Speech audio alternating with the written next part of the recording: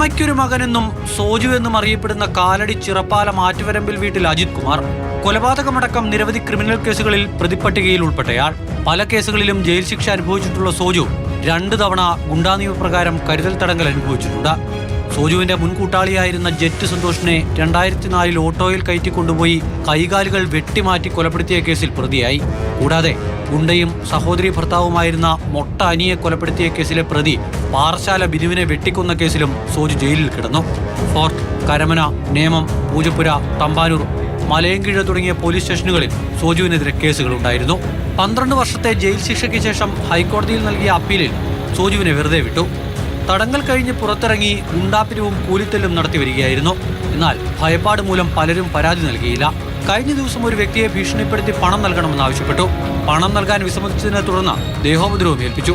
ഈ അതിക്രമവുമായി ബന്ധപ്പെട്ട് ലഭിച്ച പരാതിയിലാണ് സോജുവിനെ വീട്ടിൽ നിന്നും പോലീസ് അറസ്റ്റ് ചെയ്തത്.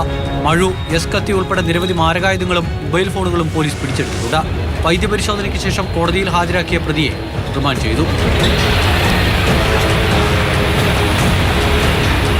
മാതൃഭൂമി ന്യൂസ്, തിരുവനന്തപുരം.